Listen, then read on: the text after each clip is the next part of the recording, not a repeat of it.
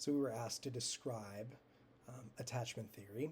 And attachment theory is going to be an emotional bond, as the script describes. Wong, Hernandez, and Hall would say is that attachment theory is an emotional bond between a child and a caregiver.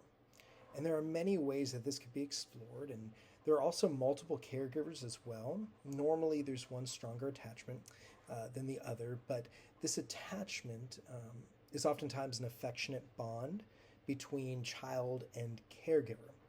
And when this is secure, as we'll talk about in a moment, the child begins to feel a relational equity with their caregiver. They begin to form feelings of dependence upon that person, to go to them in times of need. They can often build self confidence through this time.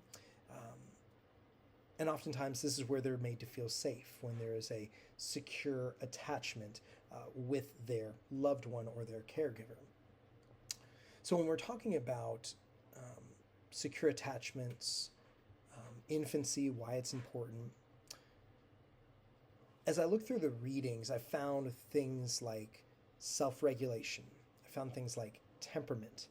I found things like social referencing, the development of the child's emotion. And then at the very front of the chapter, it listed identity and how critical it is that at the beginning of your life, in infancy in these years, identity is formed. Well, why is this important?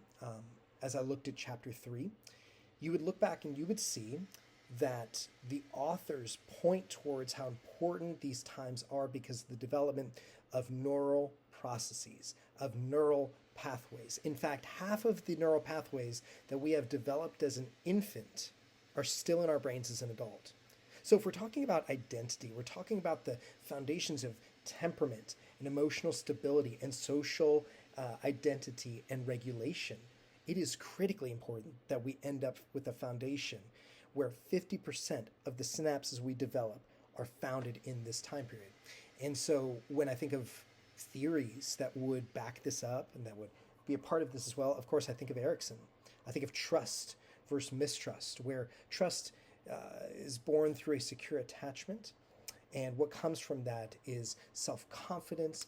What comes from that are things like hope and drive, as the text would describe. But there's also negative outcomes that come from an insecure attachment or non-secure attachment, where you might find a child is more withdrawn, more depressed, more prone to isolation.